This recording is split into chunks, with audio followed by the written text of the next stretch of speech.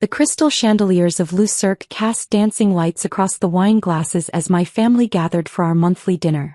I twisted the sapphire ring on my finger, a habit I'd developed since acquiring it 3 months ago.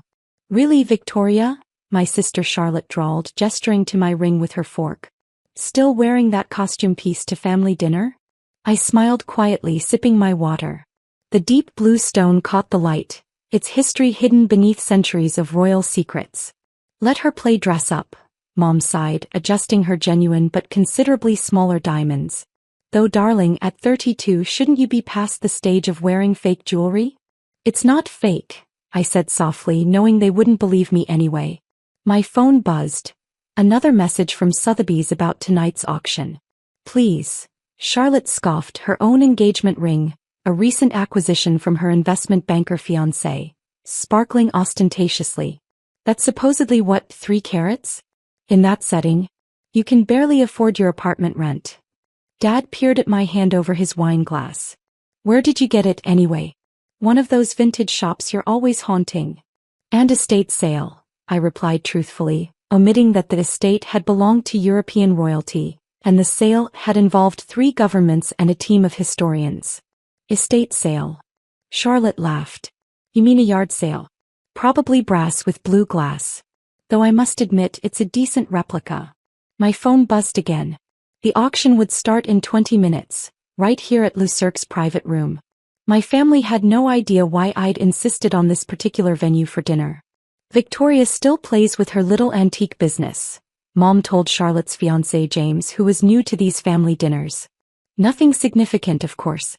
Just small pieces, costume jewelry." "Actually," I began, but Charlotte cut me off. "Remember when she thought she'd found a rare brooch at that flea market?" She smirked. "Turned out to be plastic." I did remember, just as I remembered the years of studying, the countless hours researching provenances, the quiet deals that had built my reputation among the world's most exclusive collectors. "At least your sister has a real job," Dad said to Charlotte. "Junior VP at her age. That's something to be proud of." The room's doors opened as hotel staff began setting up additional chairs. My family didn't notice, too busy dissecting my career choices. "Speaking of jobs," Charlotte turned to James, "did I tell you about my promotion? Full VP by next quarter." Meanwhile, Victoria's still playing treasure hunter. My phone lit up with a final message. "Auction beginning in 5 minutes. All parties assembled." "I should mention," I said carefully, "there's an auction happening here tonight. We might want to stay for it." "An auction? Here?" Mom looked around as people in expensive suits began filing into the room. What could they possibly be auctioning at Cirque? "The Royal Sapphire Collection," I said quietly, watching their faces.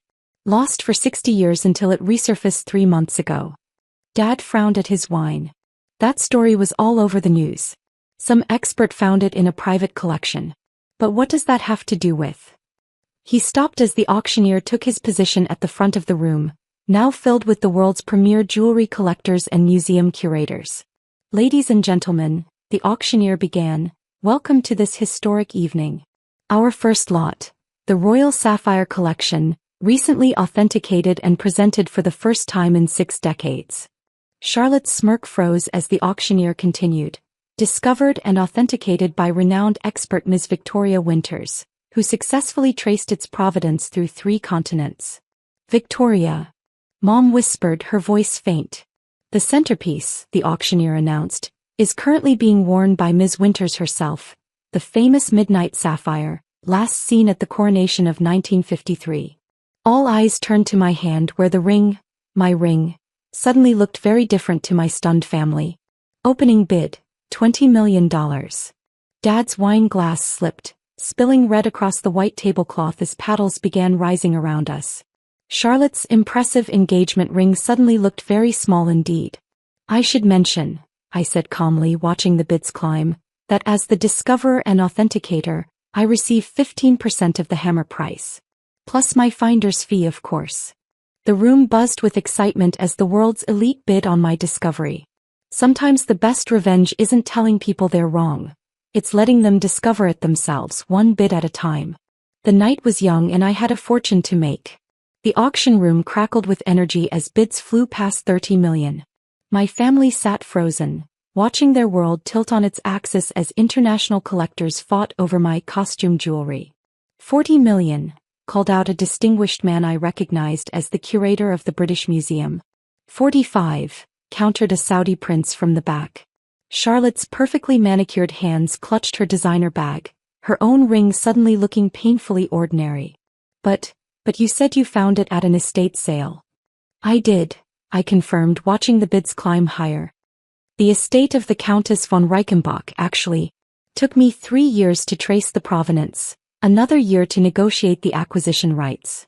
50 million, the British Museum curator called, his voice tight with determination.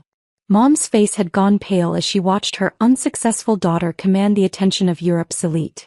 All those trips abroad, when we thought you were wasting money on vacation, were research expeditions, I finished for her. The midnight sapphire was just the beginning. Would you like to see what else I found in the Countess's collection? The auctioneer paused as my assistant brought forward a velvet-lined case. Inside, nestled in black silk, lay the rest of the royal sapphire collection, each piece authenticated, each with a story that had taken years to uncover. The complete parure, the auctioneer announced. Necklace, earrings and tiara, reunited for the first time since 1953. All authenticated by Ms. Winters, whose expertise has revolutionized the field of royal jewel provenance. Dad's wine glass remained empty as he stared at the collection. But your apartment, your clothes, are exactly what a serious authenticator should wear, came a crisp British voice. Lady Ashworth, head of the Royal Jewel Commission, had joined our table. Ms. Winters' discretion and modesty are precisely why she's become the most trusted expert in our field.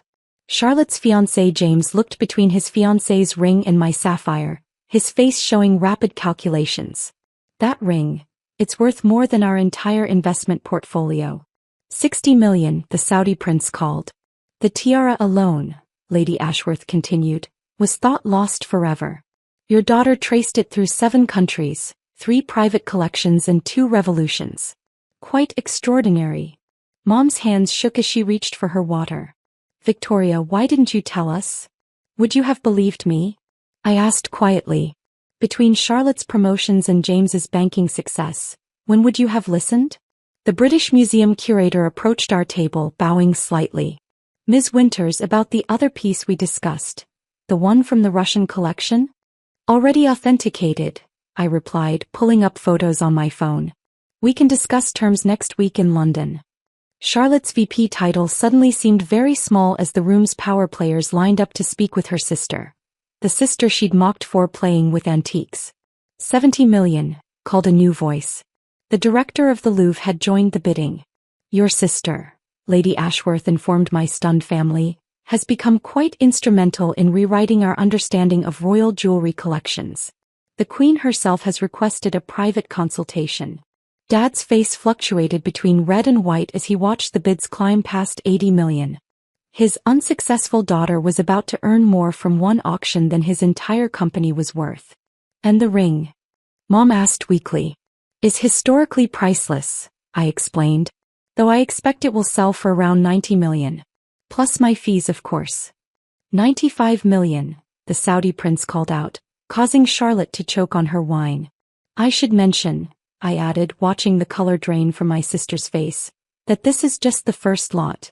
I have 3 more collections coming up for auction next month at Christie's. The auctioneer's voice cut through the chaos. Final call. $100 million from the British Museum. Going once. Mom's perfectly maintained composure cracked. All those times we told you to get a real job.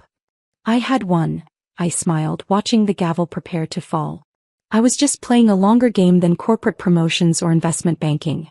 Sold. The gavel crashed down.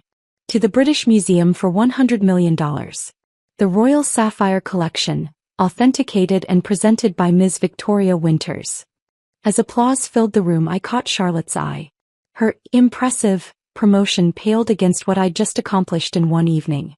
Now, I said, standing to accept congratulations from the world's elite collectors, shall we discuss the Russian collection? I believe the Hermitage Museum representatives are eager to start bidding. The morning papers splashed my name across their headlines. Hidden treasure hunter. How Victoria Winters became the queen of royal jewels. I sat in my modest apartment, chosen for its proximity to the world's premier auction houses, reading the coverage while my family's text messages flooded my phone. The Queen's office called, my assistant announced. They've moved up your appointment to next week. The Duchess of Cambridge's sapphires need authentication. Book the flight, I replied, touching the newest ring on my finger. A Russian imperial piece I'd tracked down in a Siberian vault. Next month's auction would make tonight's look modest. Mom's message caught my eye. Darling, we were so wrong. Your sister's promotion dinner is tonight. Would you consider coming? I smiled, typing my response. Can't. Meeting with the Emperor of Japan's curator about a lost crown jewel. Maybe next time. Charlotte had also texted. That ring. It wasn't costume jewelry, was it? No, I replied simply, attaching a photo of me with the Queen's jeweler. Neither is this one. Or the next 3 I'm authenticating for Cartier. The final message was from Dad. I never understood your passion. Now I see you weren't just collecting jewelry, you were collecting history. I looked around my apartment filled with books and research files rather than expensive furniture. Every vacation had been a hunt, every waste of time had been building my reputation. Now I was the most trusted name in royal jewelry authentication.